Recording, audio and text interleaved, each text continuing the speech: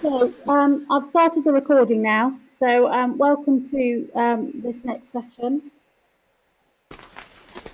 No, Belinda, we're not talking about systematic reviews today. I'm still waiting for Jenny to get back to me with a date that she can do a session specifically aimed at systematic reviews. I can't hear you.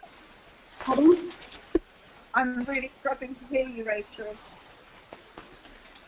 I'm going to turn everybody's mics off and see if that helps the sound. Right, I've turned everybody's mics off, so I can't hear you. But hopefully you can hear me better. I've turned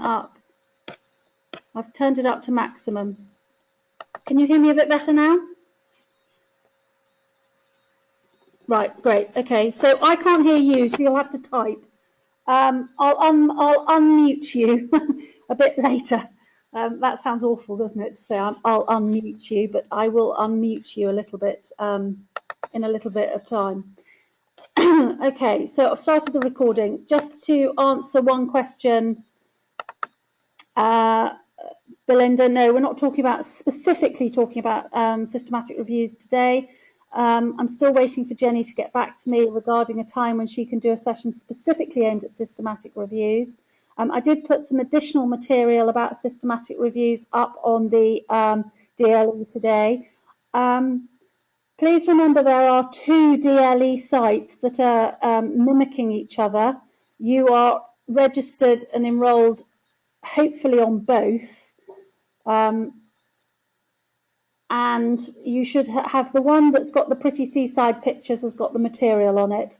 The other one is a meta course and it doesn't have the links. IT promised me faithfully that they'll be on both sites by the end of the week, but we'll wait and see. So today we're going to talk about ethics, research, healthcare ethics, in general principles, but I am going to refer a little bit to specific studies and maybe we'll have the opportunity to ask specific questions a bit later on. I did also reload the webcast that Ruth kindly did for us in the last module, so that anybody that's either forgotten about it or has not can revisit it for this module. Because her session had a slightly different focus to the one we're going to talk about today. So we're going to talk a little bit about research ethics today. And then, as I said, we'll break and have a little questions about specifics. So we're going to just revisit what research ethics is. It's meant by research ethics. Why does it matter? Why is it important? And some of the challenges that we might have, some of the approaches we might have. We're going to have a look at the overall, an overview of some ethical issues. And then we're going to have a little look specifically about the approval procedures, and then there's a little bit about further reading and further information. So I've got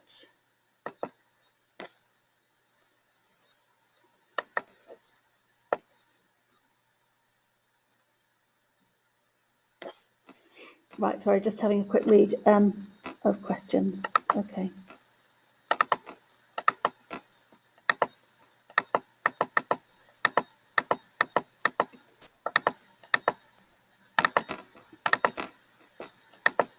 Okay, so that's the plan for this afternoon. Okay, so research ethics, what does it mean? So a couple of little definitions, little comments that we've got. A broad umbrella covering the responsible conduct. Sorry. Oh, my screen has gone funny.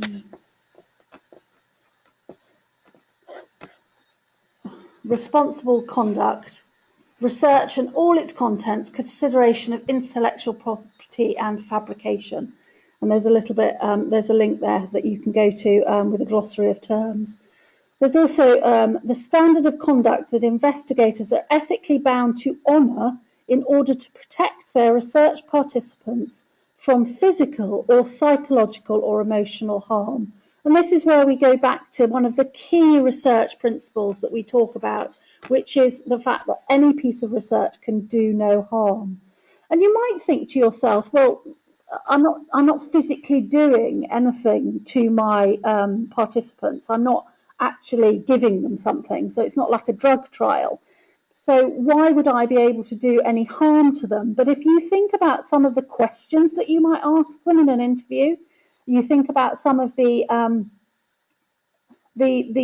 ideas or feelings that some of the questions that you might ask might trigger, and how you're going to manage that. So whenever you're thinking about the research, you've got to think much more broadly about what possible repercussions there might be from your research. And also, it's not just what you do, it's sometimes what you don't do.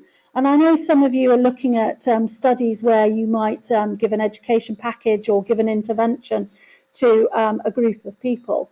Is it ethical to give a group of people something and not give it to another group of people? And how are you going to address those issues? And if you're evaluating some kind of an intervention, which a couple of you are, is what the other group of people going to get as good as what you're going to give to your participants in your research study? And you have to look at the whole picture and make sure that you are not doing any physical harm, either by what you are doing or by what you are omitting to do. And the subject that deals with standards and ethical dilemmas and issues in research, the rights and wrongs of research and the values of the science expected standards or conduct in science.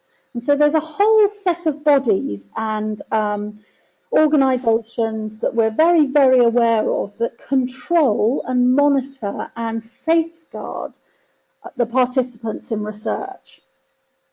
You've always got to think that the ethics committee that you're going to are on your participants' side. So they're going to be looking at it very much from the point of view of the recipient or participant or intervention group, whatever you're going to call your sample. There's lots of considerations that you've got to bring into play. So why does it matter? Why is it important? And historically, why is it so much more important now than it has been? Participant vulnerability and researcher fallibility is something that we've got to always think about.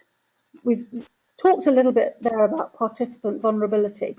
So if there's a group of people you are doing something to or asking something about, they've got to be fully aware and fully informed of what they're participating in.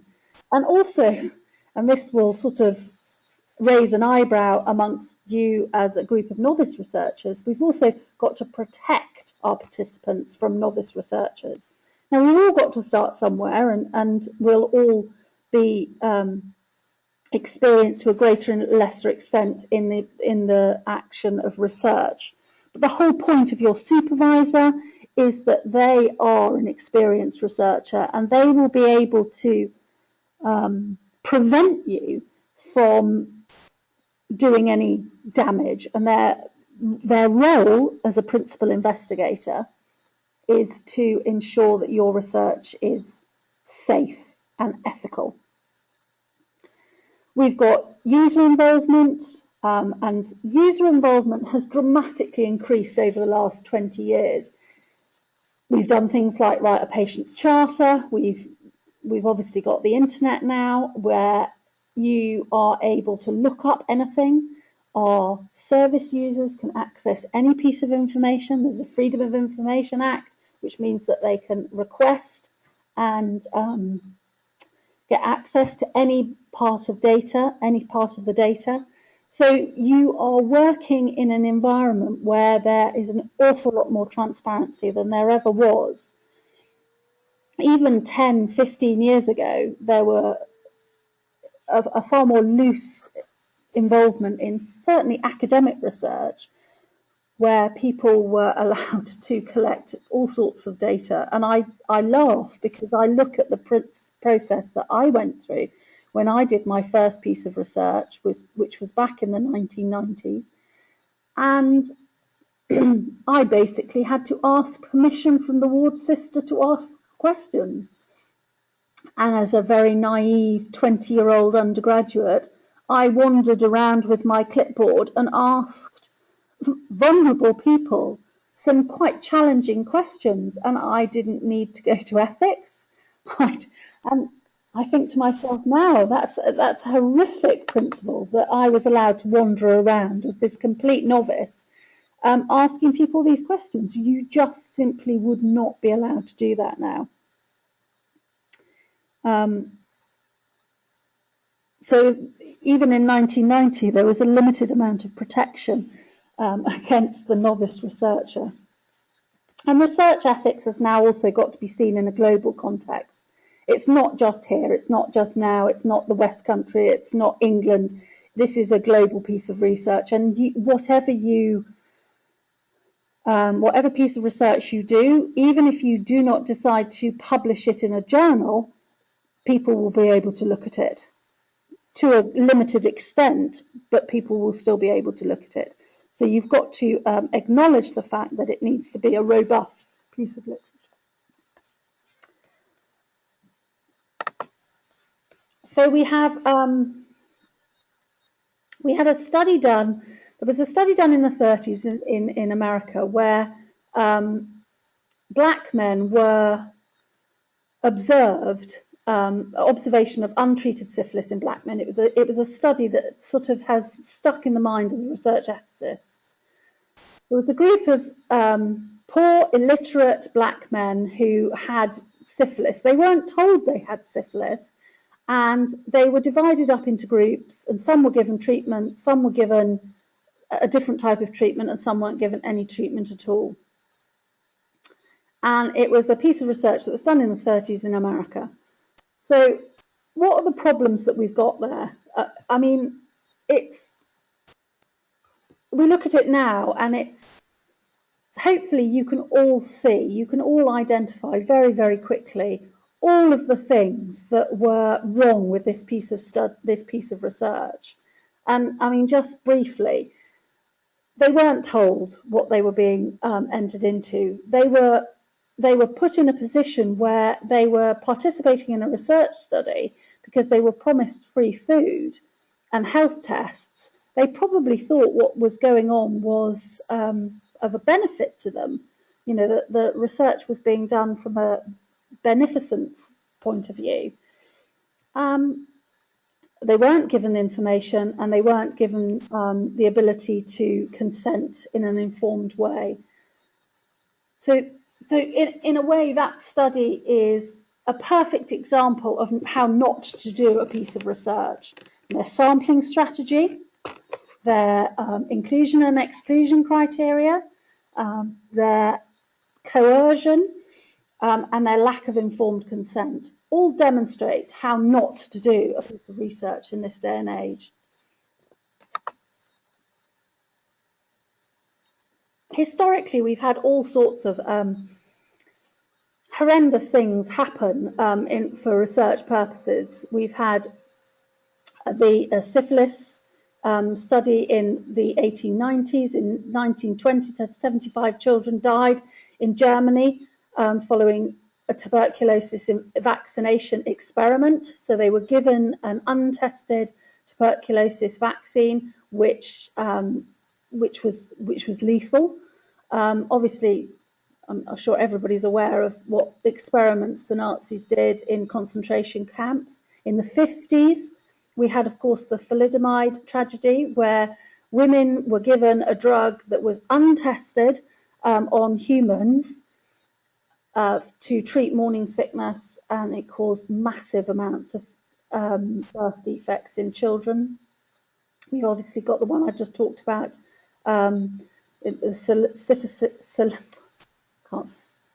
syphilis experiment. We've had all sorts of other multi-centered trials that needed standards. There were drugs trials done in the 80s and 90s, and I'm sure you've heard about them in the news, where human trials which were undertaken, where people weren't given full information.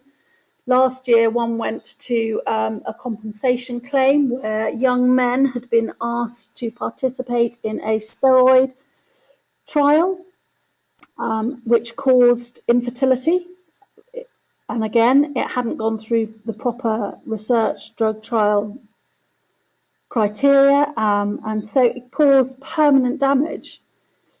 International research and human rights acts have influenced how we can and have to,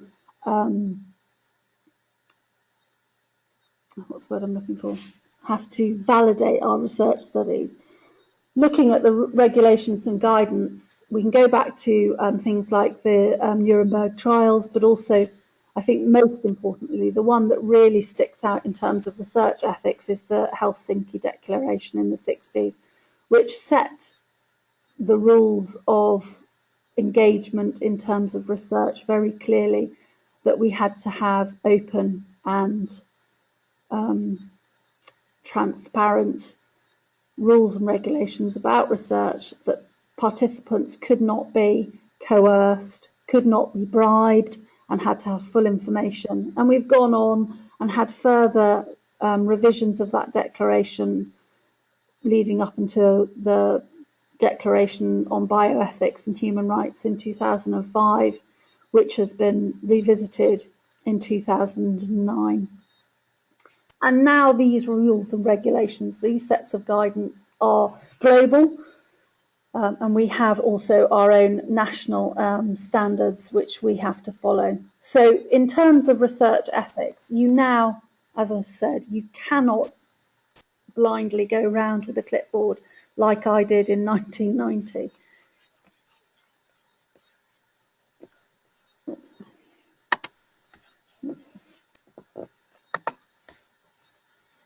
So other pieces of current guidance and legislation, obviously we've got the Human Rights Act 1984, Data Protection Act 1998, which has been revised, which is being revised by the current government, and I believe will be republished later this year or early next year. We've got clinical trial regulations in 2004, good practice, good clinical practice guidelines for clinical trials, and of course we've got ethical guidelines from our professional bodies. The NMC specifically talks about its conduct in research ethics, and of course our new code of conduct was published this year, which had specific and explicit reference to research ethics. We in the university also have our own ethical guidance for research and teaching, and later on in this presentation I've put a link to the portal which talks about research ethics within Plymouth University. And the thing for all of you is that you will all have to go through university ethics to undertake your dissertations. So we talked a little bit about participant vulnerability and researcher fallibility, the potential to do harm and distress. Think for a minute about the project that you're going to undertake, the research proposal that you're proposing to review, with the exclusion of the two systematic reviews, who obviously won't have specific participants to talk about, but you still will have to think about the ethical issues surrounding reviewing other people's data. And think how you could potentially do some harm or cause some distress in the research study that you propose. I'm not suggesting that any of you will, but think for a moment about your own studies and if you can isolate what could possibly happen if you undertake this piece of research. And it's not just what will happen, it's also what potential harm you may uncover in retrospect. So if you are doing any kind of retrospective case review or retrospective analysis of notes, or you are looking back over protocols, any of these interventions or possible research studies, if you uncover a flaw or a potentially dangerous situation, what are you going to do about it, even if it has happened in the past?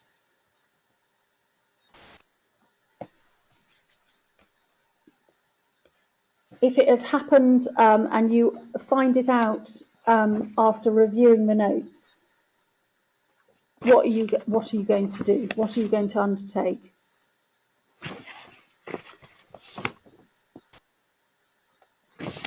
And so if you are canvassing views, canvassing attitudes and reviewing attitudes, or identifying barriers, any of these particular undertakings that you're going to do, is there a possibility that you could cause some distress or some harm to your participants, either in the future or looking back on what you've done?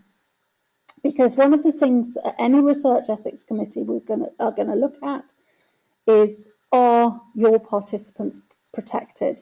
Are they safe from harm? But equally, are you safe from harm? So if you review your own practice and review your own case notes or case notes of your team and discover that what you did is not best practice or has caused harm, what are you going to do about it?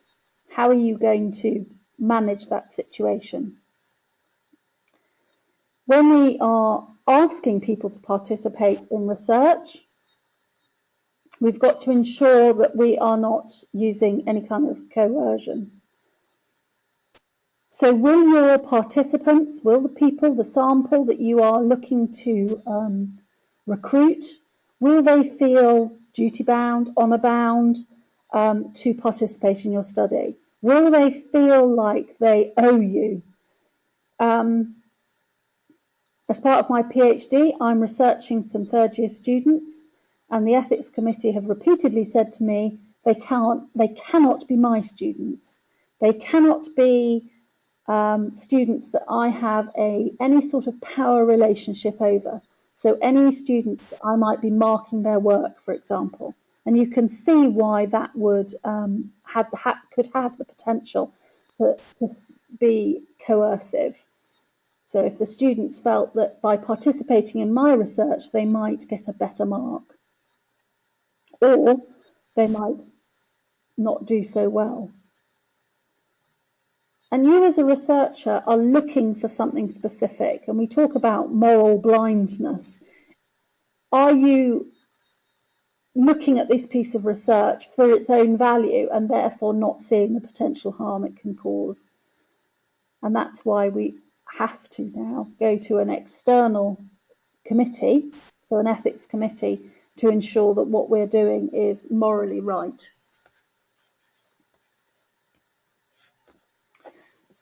Just unmute you all, see if you've got any questions for me.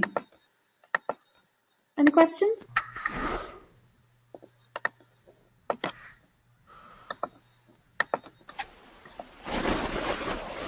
Anybody? Any questions? No. One more. Sam, can you hear me? Yes, I can. I just you know that I'm doing the quality of life questionnaire. I'm sorry. They may not realise how their illness has affected them until they do the questionnaire or something like that. Yes, so this is where we have to address some issues of informed consent. So if they don't know how sick they are and you give them a question, an air that might make it obvious to them that they have something that they didn't know they have, is that ethical? So prior to you giving them the questionnaire, you need to have given them an information sheet telling them about what you're researching, which sort of people might think to themselves, well, that's sort of answering my own questions for me. But you can't surprise them with a questionnaire about their condition. Right. So thinking about yours particularly, Sam, are you suggesting that they might not realise the degree of their heart failure before you send them their questionnaire? what I'm thinking is because as they fill in the quality of life questionnaire, they may actually realise that it is affecting their quality of life, whereas before they might not have known. Yeah, Because people just keep on going, don't they? And then they don't realise whether they're deteriorating. But if they're doing a questionnaire every 4 weeks, it might point out to them that actually they are getting worse. yeah. So in terms of your ethical considerations, one of the things that you might want to say is that there's nothing you can do prior, but if this does raise its head and that they become anxious, upset, depressed, whatever the word you want to use, about the fact that their condition is deteriorating, that you would put a service in place and you would allow them to have the time to address those issues outside the research study. Right, okay. So we can't necessarily always prevent somebody being upset by the questions or anxious by the questions that we're asking them. But what we could do is say, if this happens, if you're aware that it could, and therefore you've given the Research Ethics Committee the nod that you're aware of what kind of worms you might be opening, but therefore you have put a support network or counselling service there available for them if this does happen. So it's not always about preventing it, it's being aware that it might happen and then putting a service in place to address it. Just in the same way as if you found you were observing nurses and you discovered bad practice, what would you do if that happened? Any other questions? Does that answer your question, Sam? It does, thank you. Any other questions? I'm going to mute you all again. It's a feeling of control when I mute you. Very unethical.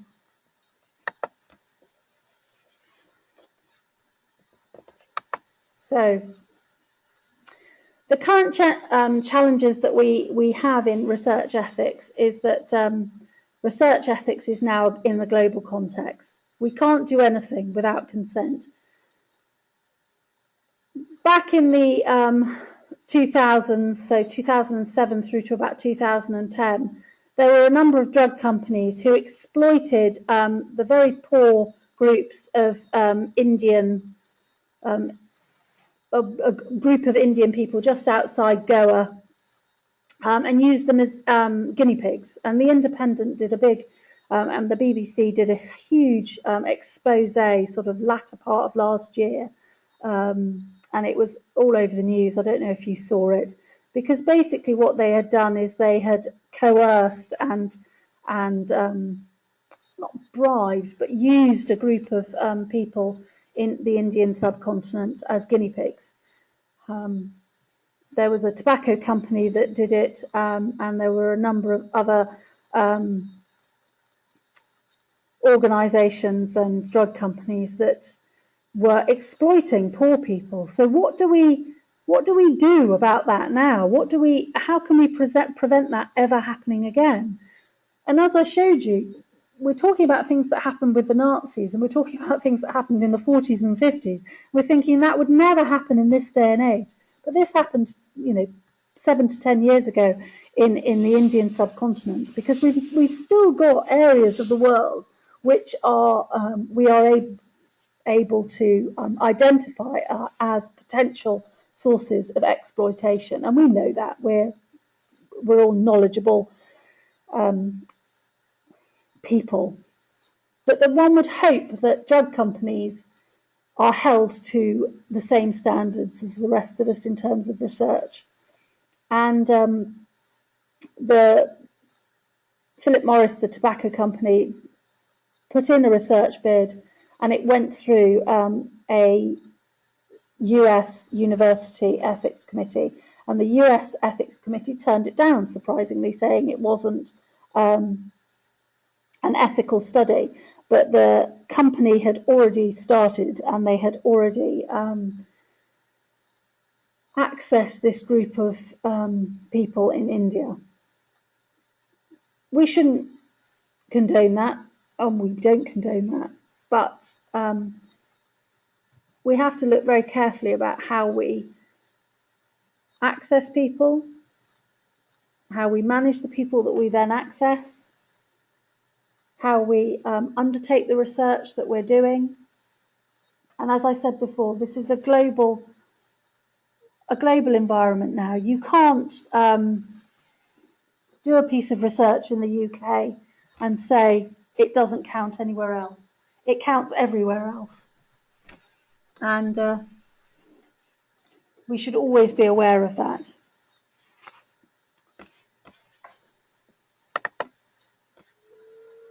So just briefly think to yourself, if you were a member of the Research Ethics Committee, what questions would you ask the researcher?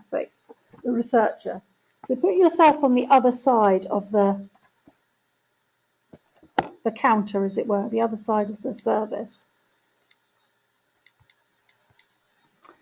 What ethical issues arise? And we've got two particular scenarios. We'll just have a quick look at the first one here. There's a nurse who is conducting a PhD research study, a qualitative, asking patients about their views of a good nurse. So if you were a nurse conducting this piece of PhD research, what questions would you have for the researcher? And what things do you think would be most, just give 2 minutes to think about it. What questions would you ask the researcher? And what ethical issues do you think might arise?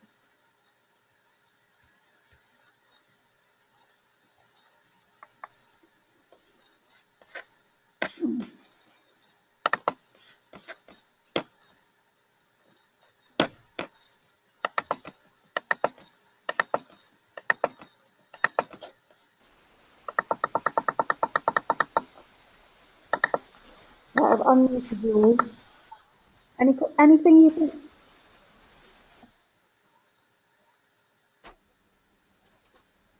Yeah, can you hear me okay? Yes? Yes, it's Josie. So with number one, the question I would ask would be, is the nurse asking the patient, what do you think makes a good nurse? Because that's a bit too personal. I'd want it to be someone who wasn't a nurse asking the question. Right. And the second one, it would be, what if the person at home is struggling? What are they going to do about it? Okay, so two very good points. So the first one is a nurse conducting a piece of PhD research. It's a nurse asking patients about nurses. So I'd want to know if she's asking patients on her wards. Right. So is she nursing them? Yeah. So again, that goes back to that sort of power relationship. If I'm standing over you as your nurse, asking you what you think is a good thing about a nurse, what are you going to say? Are you going to feel, oh, well, you are the best thing. You know, you are what a good nurse is. Are you going to display qualities? It's going to be very difficult for them to be honest, isn't it?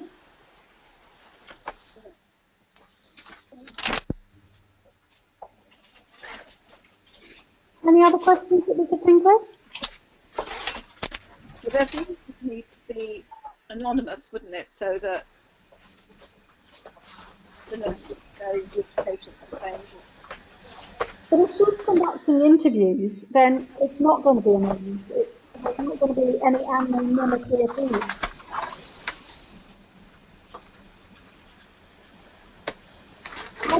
If you're doing interviews, how do you ensure anonymity in your material?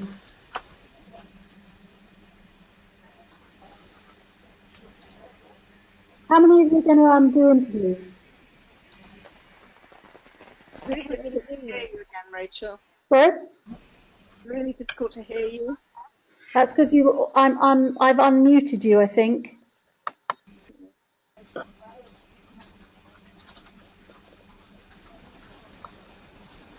How many of you are going to do interviews? Yeah. Yeah. Yeah. Yeah, there's a few of you. So how are you going to protect the people that you're asking from you and protect their anonymity? Have you thought about that? I'm going to give them a unique identifier. Pardon? I'm going to give them an identifier, unique number. Right, okay, so you're going to code by some means the participants that you interview. So you'll have couple, is that Julie, isn't it? Yes. Couple A1 and 2, or couple B, or couple red, or whatever coding you decide to use. But they still won't be anonymous to you, will they? No. So do you think that's a problem? I think it's a problem in my research. Right, why? Pardon? Why do you think it will be a problem? No, I don't think it will be, because we're talking about something that I'm not directly exposed to.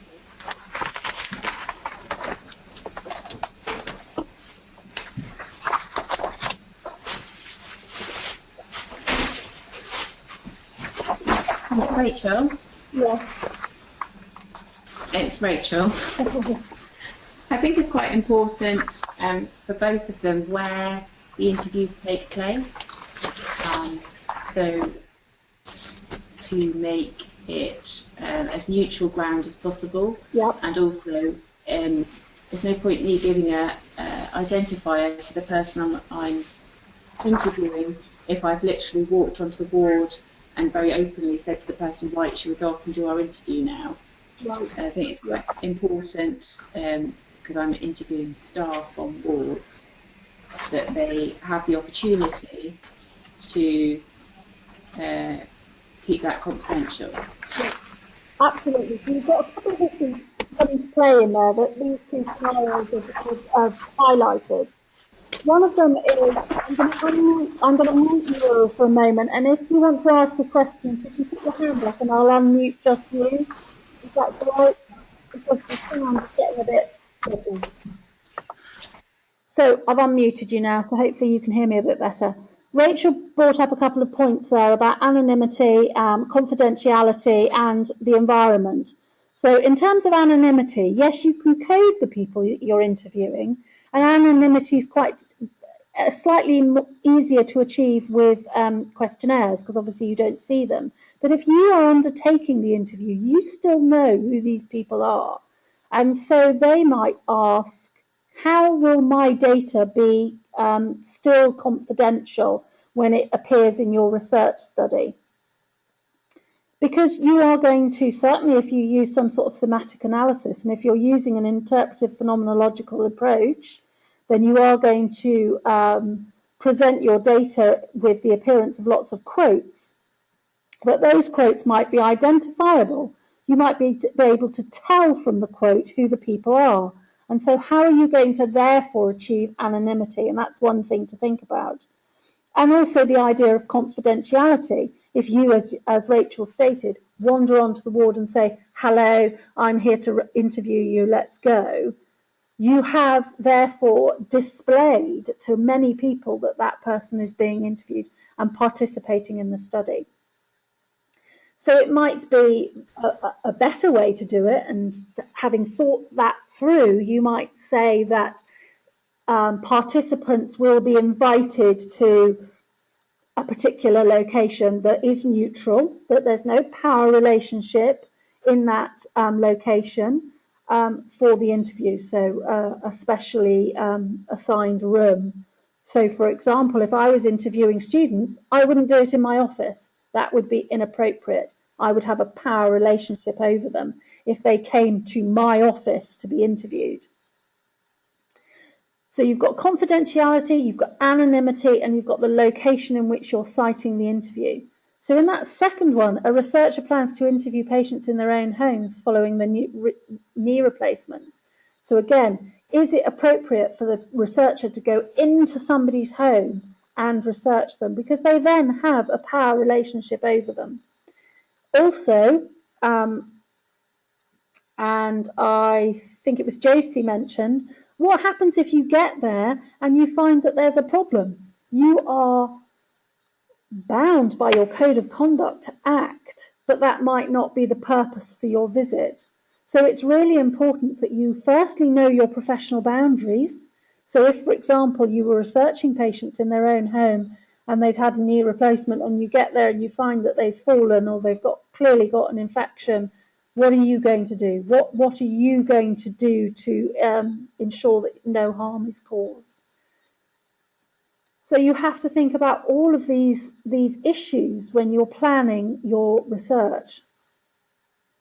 So issues surrounding anonymity, confidentiality. We talk an awful lot about data protection and freedom of information, but how are you going to protect the information that they give you? So if you interview somebody or you collect questionnaires, you have to think through what you're going to do with the actual raw material. How are you going to store it? How are you going to manage it? If you are recording somebody's interview, what are you going to do with those recordings? And that whole process needs to be thought through. So, for example, if you are recording interviews, that you're going to transcribe those interviews, the recordings will be destroyed, the transcriptions will be locked and kept in a safe place. So these kind of issues need to be thought through. And if you're typing those transcriptions up on a computer, that they will be stored in a safe way, so people won't have general access to that information.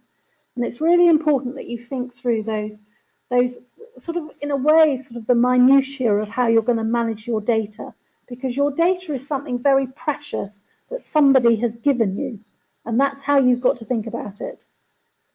It's not yours to dispose of as you wish. It belongs to the person that's given it to you, and they've loaned it to you. Think of it like that. So you need to treat it with respect. And even if that is a verbal account, it still needs to be treated with respect. So when talking through the management of your data and your research proposal, I do want you to think through all of these issues.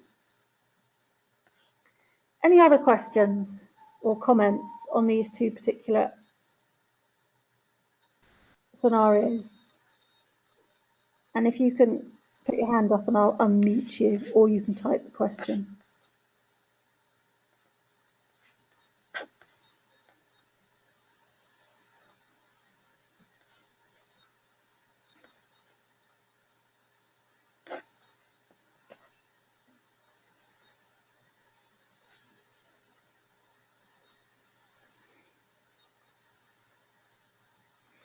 No questions?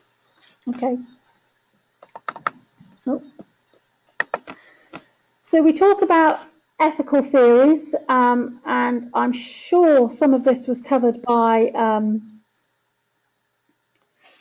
Ruth when she talked last term. But for those but for those of you who don't remember,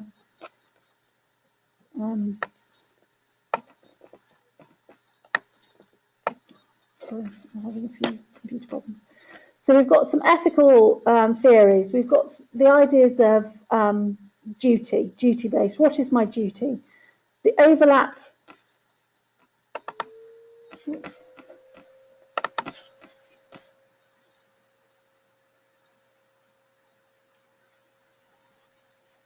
Sorry, I've just had a red warning flash up. Can you all still hear me?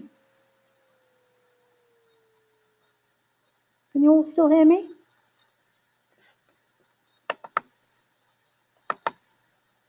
Yep, okay, great.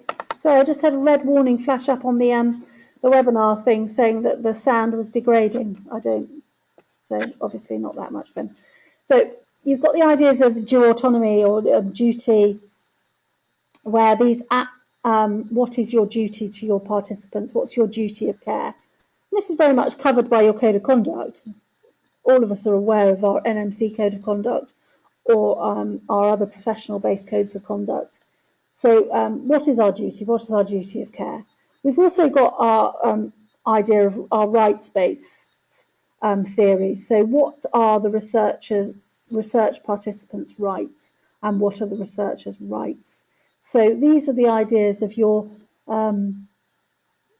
rights to privacy, your rights to dignity, and so on. You've also got consequence. We talk about consequence theories and consequence-based theories, and what will bring about the greatest happiness for the greatest number of people. So the most benefit versus the least harm. You have to be very careful with that, because what might benefit one person might not benefit another. And we've got to think about it very holistically when we're looking at our particular participants. And we might not be looking at in enormous numbers. Some of you are doing quantitative studies, you might be looking at large numbers of participants, but some of you might be looking at very small numbers of participants. So it won't be about the greatest amount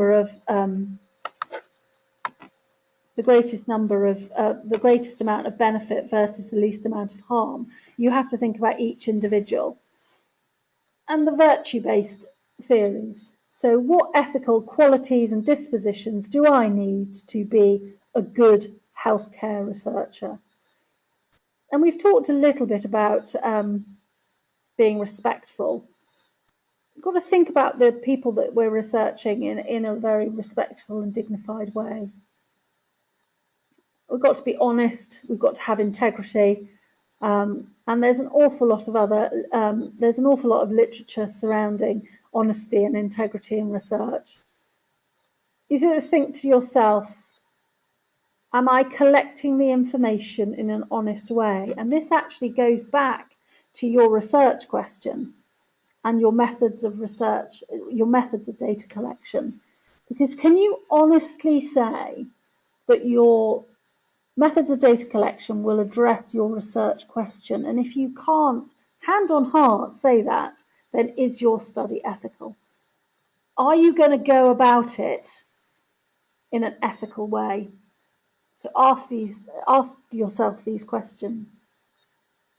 And most of us, well, hopefully most of us will be familiar with Beauchamp and Tendres's 4 principles of ethical behaviour, and talks about the respect for autonomy. So the idea is that you are an autonomous person with rights of your own. You've got the principles of beneficence and non-maleficence, so that you are going to do no harm, you are going to avoid harm at any cost, and that your research will not be harmful to anybody, and that the principles of justice, that you will treat everybody fairly.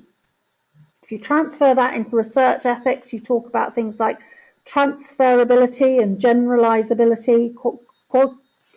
Comments like that are about making sure that the research is fair and just for the greatest number of people.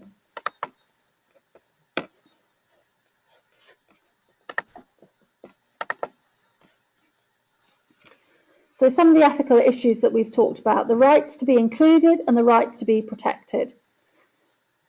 The rights to be included need to be addressed in your inclusion and exclusion criteria. You have to be very careful about who you are excluding, just in the same way as you have to be very careful about the people that you're including. It is absolutely acceptable to exclude people from a piece of research, but you have to be absolutely clear as to why you are. So when you're looking at your sampling strategy, is it ethical? Is the method by which you are sampling your participants, is it ethical? So if you're using, for example, purposive sampling, so you are picking the participants on purpose because of what they know or what they do or what they've undertaken,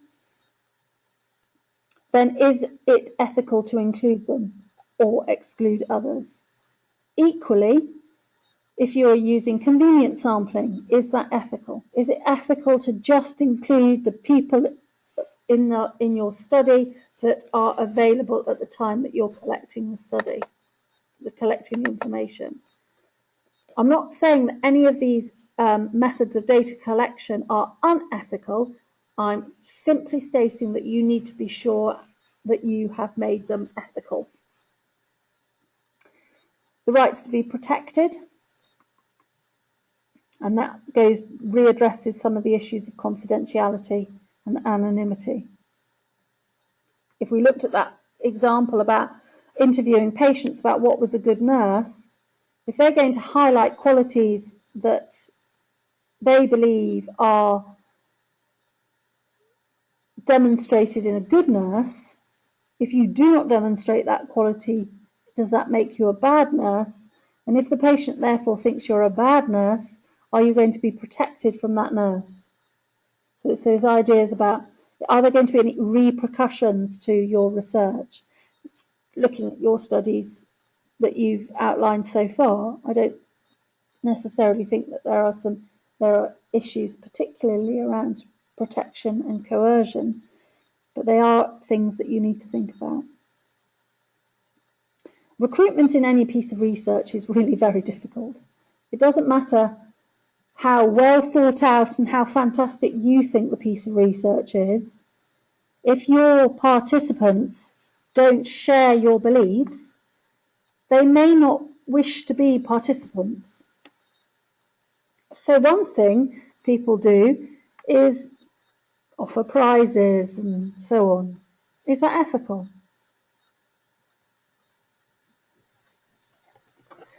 I'm not really sure if I can answer that question.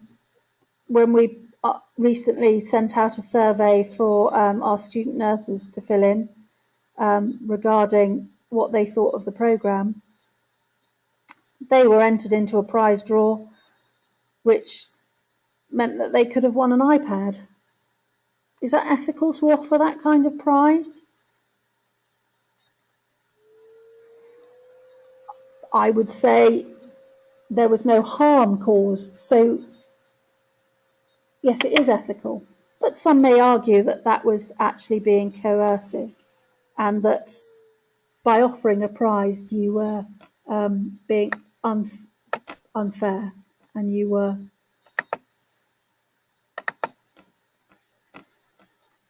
coercing them in some way, shape or form. So think to yourselves, how are you going to recruit your participants? How are you going to get people to be in your study? That's not always easy. So have a think about how you're going to go about that. Participants, not subjects.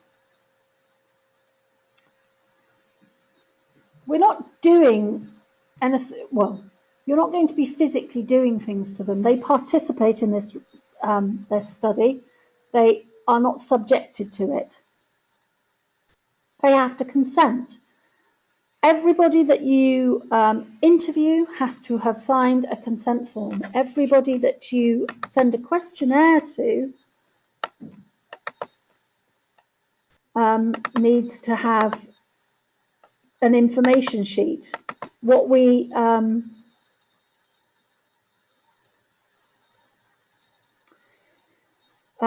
talk about in questionnaire terms is that if they send back the questionnaire, they have given their implied consent, but they still need to have had an information sheet prior to it. Rebecca has asked a question, do we need to mention how we archive or dispose of the data obtained from our patient interviews? Yes, you do. You need to state clearly how you are going to manage that data, whether it be by, and it's a simple sentence such as, all transcription interviews will be kept in a locked cupboard or saved on a secure disk or password protected in the IT days. So they are not generally available. So yes, we do need to mention how we're going to store them. Briefly, how we're going to store that information.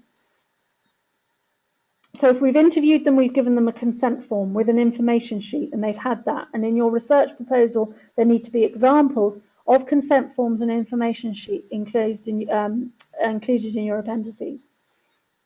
If you are interviewing, so that's if you're interviewing, if you send them a questionnaire, they need to have received an information sheet.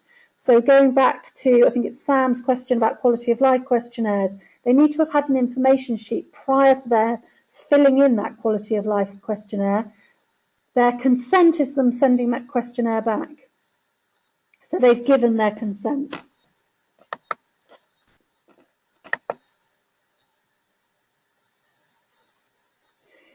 Yes, you would need to have consent to audit notes. If the notes are held in a clinic, then you need to have the patient and the consultant maybe permission. So the consultant may give global permission for you to access his notes, and yes, you will have to have consent from the patient.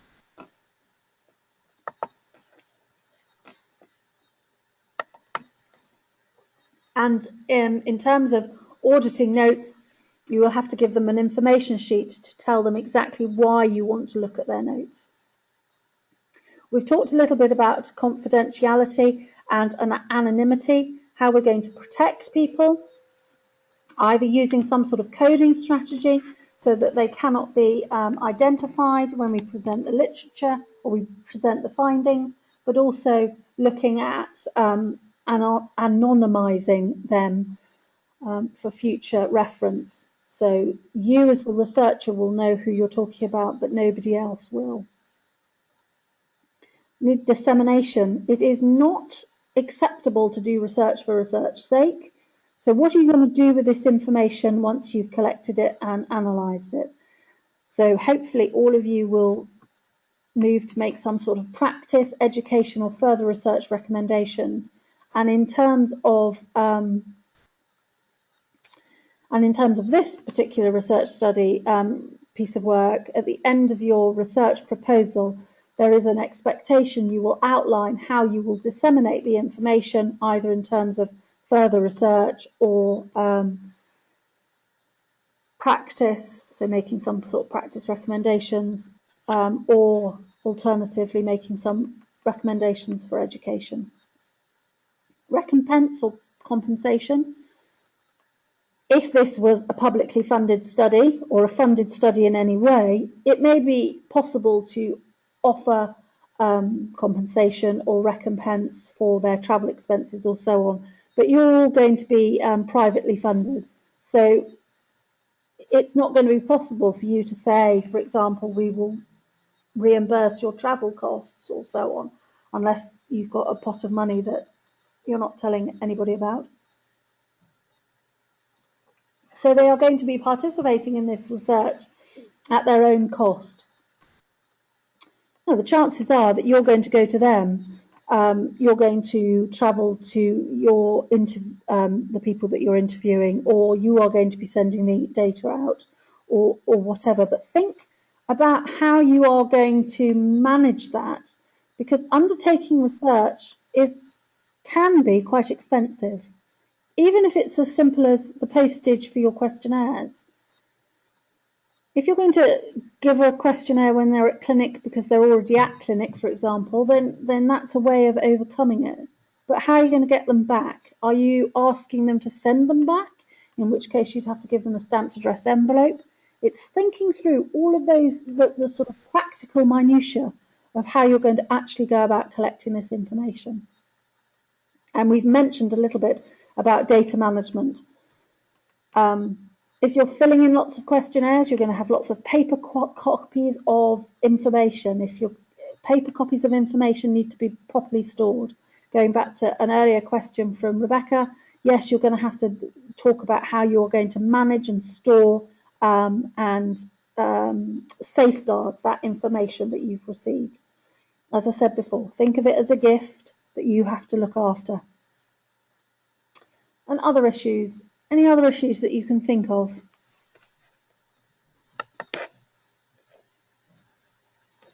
Any questions?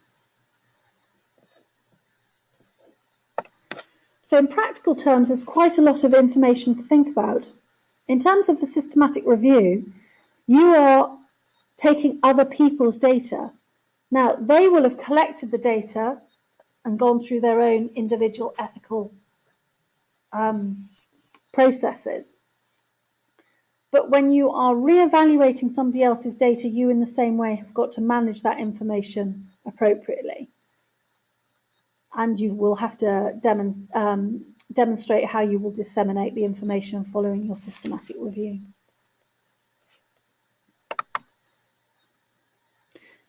Yes, Rachel, do you want me to unmute you? I will unmute you. There you go. Hello, Rachel. Thank you. Is it in this section that you mention about how maybe your role, so if you are a nurse or whatever, how your role may have an effect on the people you're asking questions of? Absolutely. So if you are asking questions of, you're going to ask other members of staff, aren't you? Yeah. So do you think that there's going to be an influence, you are going to have an influence over them? Never happened before, but yeah. No, that's not fair. So, but if you are asking other midwives what they think about something, will they not know you're a midwife and you're a midwifery lecturer? They'll know that, won't they? Yeah. So does that not mean that they will have, whether it's an accurate perception or not, they will have a perception that you have a power relationship over them? Yeah. So how do I mention that in this section? Just to say I'm aware of it? Exactly. That's all you have to do. We cannot float in as some sort of completely anonymous being and pretend that they don't know who we are. Now, if you are a participant in a huge, multi-centre study, then the idea is that you go to other centres. And for example, for my PhD, I've got to go to other universities and ask other third-year students the same questions that I'm asking to my students here at Plymouth. Because otherwise, I can't say that it's something that's the same for students. I can only say that it's what I found in Plymouth students, and that isn't enough in terms of a PhD. So am I going to find, and this will be very interesting for me when I start my next phase of data collection, is the information I'm going to discover from students from other universities who don't know me from Adam going to be different from the information I received from the ones that do know me? Yeah. You can't be completely anonymous, and you're not doing it in disguise. But as long as you could do it in disguise for humour. But you can't sort of eliminate the fact that they'll know who you are. But also that adds some authenticity to you asking the question. You have some authority to ask the question because of what you do and who you are. So it works both ways, because one would say about researcher fallibility that if you're a completely random person, are you the appropriate person to be asking the question? Which goes back to a comment, I think it was Josie made, about is a nurse the right person to ask about what's a good nurse?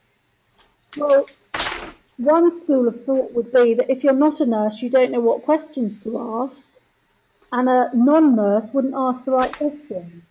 So you as a midwifery lecturer asking midwives about something that they've been taught, you are the most appropriate person to ask that question. Okay. You've got to have a roundabout discussion with yourself, but you've just got to make it clear to the Research Ethics Committee that you're aware that there might be possible power relationships coming into play. And you wouldn't interview somebody that you knew personally, for example, or you wouldn't interview somebody that you that might be something that you mention in your inclusion and exclusion criteria, and that you wouldn't interview somebody who you had taught on the examination of the newborn call. Okay. Yeah, so that you've got a little bit, you've got 1 degree of separation between you and the person that you're asking. Yeah. Is that clear? Yeah, really good, thank you. Okay, I'm going to mute you again. Ah! You're gone. There you go, can't hear you now. Any other questions? Does anybody else have any questions, either written or I can unmute you?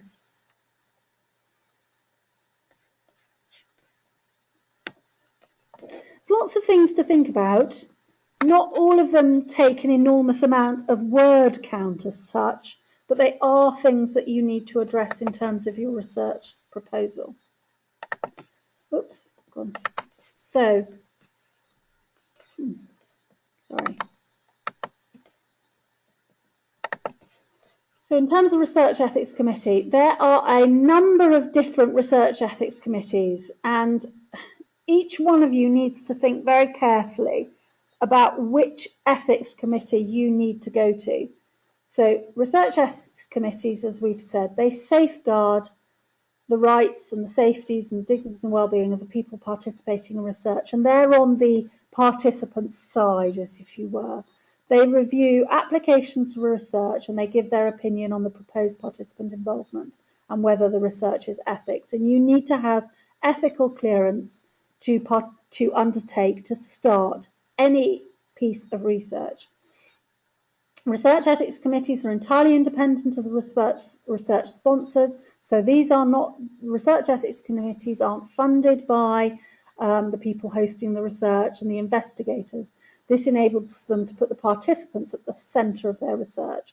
So these people are set aside from, they are not funded by the research that's being undertaken. And each year, research ethics committees review thousands and thousands of applications. We estimate that they'll take about a month, and it might be longer. So you need to add that into your equation, that some of you, well, all of you will have to go through ethics, and they will go through different ethics committees. And that's going to be once the research proposal has been passed and it's gone through, and then once you have got together with your research supervisors and submitted it for ethics. So you're looking at between 1 and 2 months to get ethical clearance. So you've got to factor that into your timeline. So each Research Ethics Committee will have to go through an integrated research application system, which is IRAS, or National Research Ethics Service, and you can get lots of information on those particular links.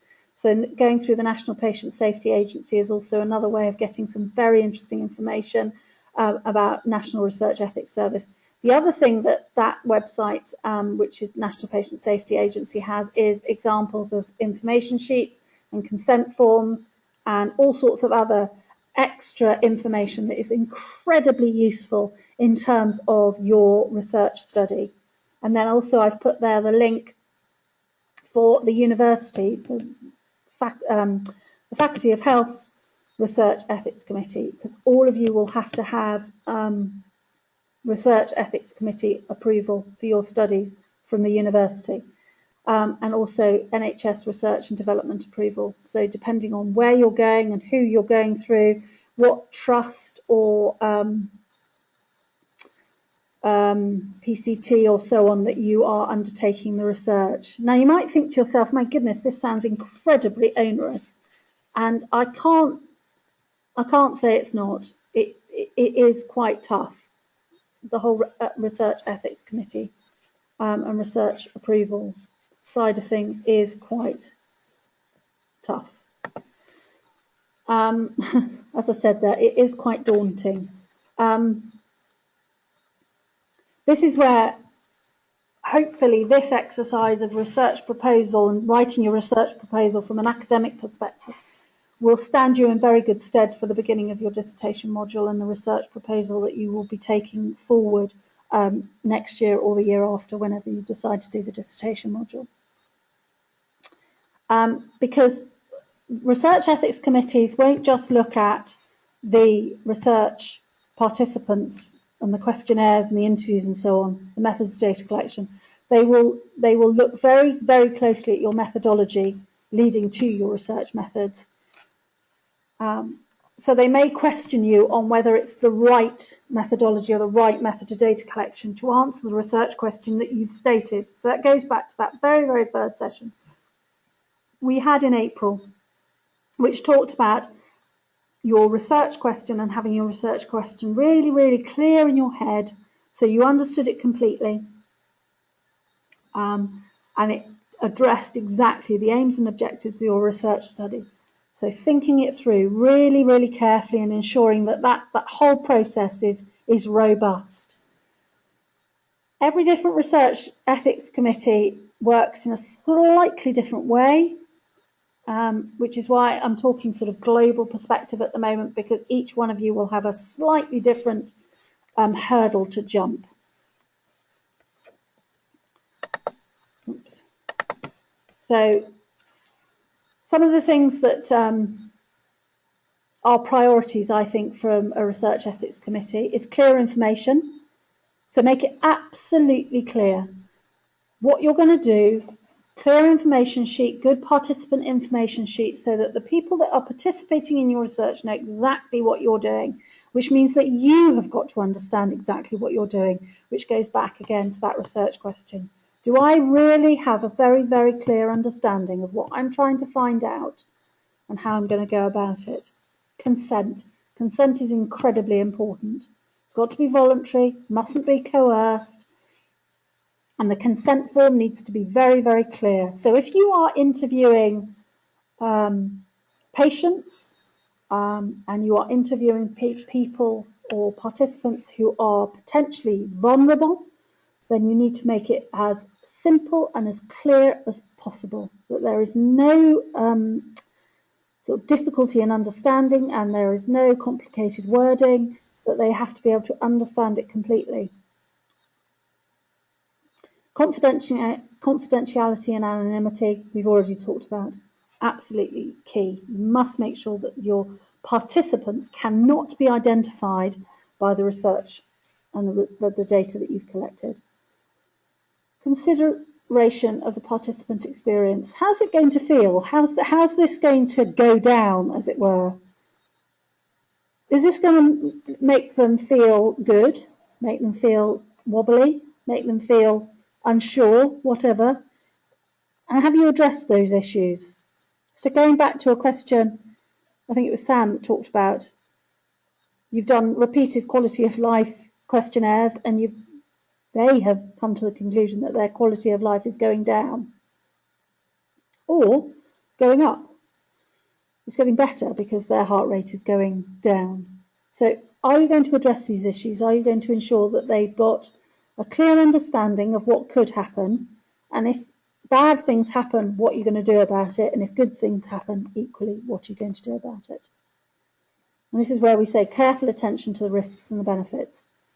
What are the risks?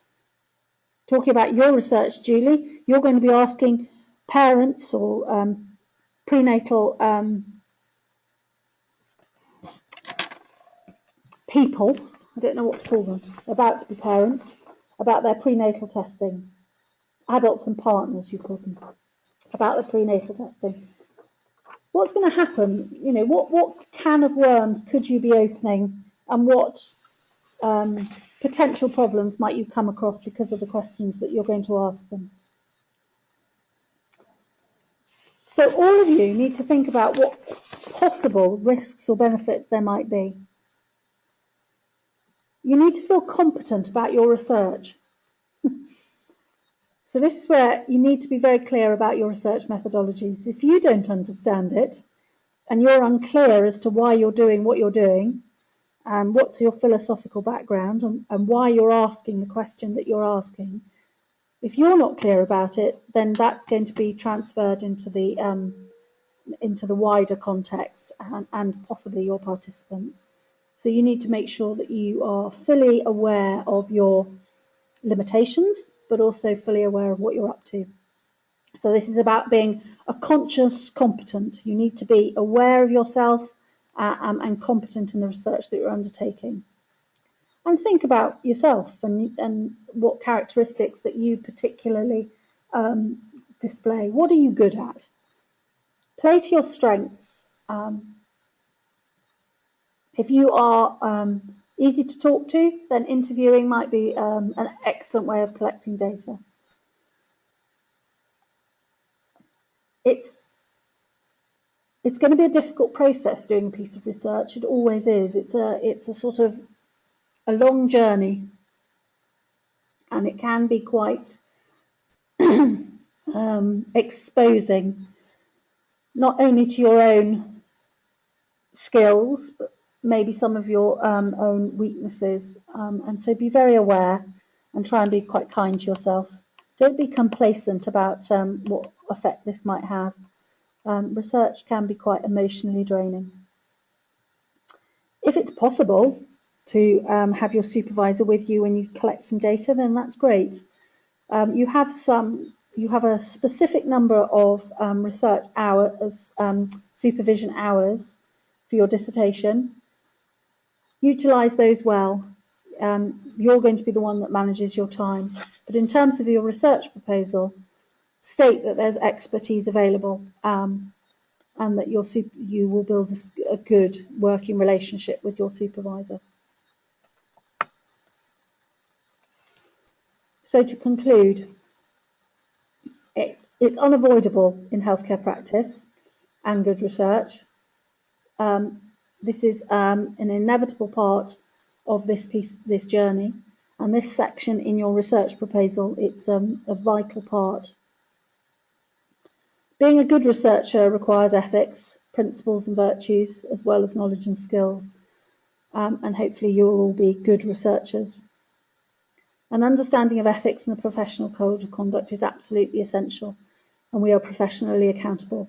Our rules of engagement in terms of our code of conduct do not change because we are undertaking research. And although it can be challenging, and I don't doubt that it is challenging, it's a really good idea to have different perspectives, so have other people look at your research proposal. And so going to a research ethics can really open your eyes, and it might seem like an incredibly onerous task, but actually the study that comes out the other end will be far more robust and far more worthwhile because of the process of going through ethics.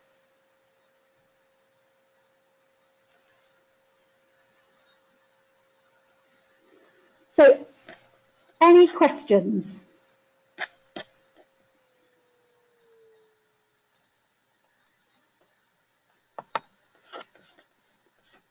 Any questions? If you want to just say, yes, I've got a question, and I'll unmute you if you don't want to type it, or you can type the questions. I'll give you a few minutes.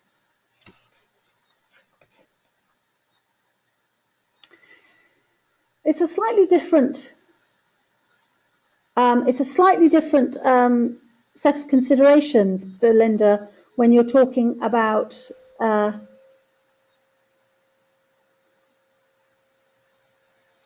ethics in terms of the systematic review, because you are taking somebody else's data. So you're taking somebody else's data and re-evaluating it. So are the questions that you are asking of somebody else's data ethical? So it goes back to having a full understanding of your research questions. Do you remember when we talked a little bit on the phone about having a very clear aims and objectives? So in terms of yours, you're going to have to be very clear about your aims and objectives. You're then taking somebody else's data that they've collected and re-evaluating it and reanalyzing it in terms of, if you're doing meta-analysis, you're asking specific specific questions about the data that you've collected, or if you're doing meta-ethnography, i.e. you're looking at it from a qualitative perspective, you're again addressing those questions. So are those questions ethical? Is it ethical to ask those questions of somebody else's data? So you've still got to think about ethics, and you've still got to think about how you'll manage the data that you've collected, but you are thinking about it from sort of one step away, because you are not collecting the data, but you are doing something with somebody else's data, so you still have to have ethical questions to answer. Yes, Julie, I have seen your question. In terms of what you've sent me, I haven't had a chance to look at it today. I will look at it and then I'll give you feedback. Any particular reference that I'd recommend? Looking at the list.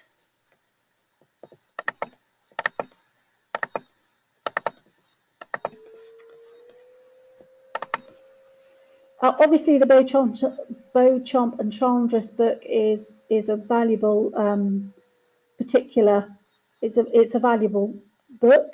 The Johnson is a book, and it's a bit heavy, to be honest.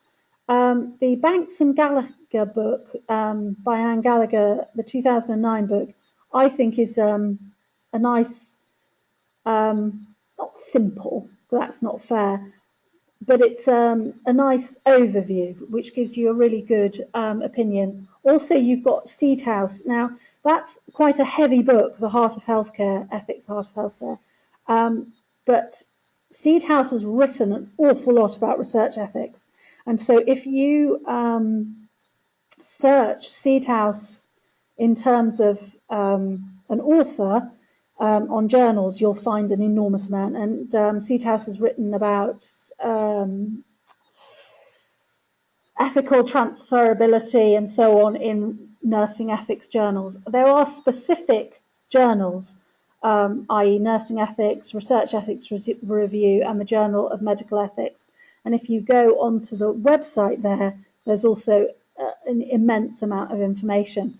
The one thing that website does, nursingethics.org, is it provides, again, examples of information sheets and consent forms that can be used in your appendices. So it's a really useful resource for your research preparation.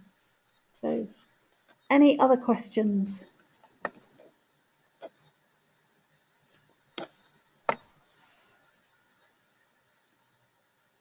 Any other questions?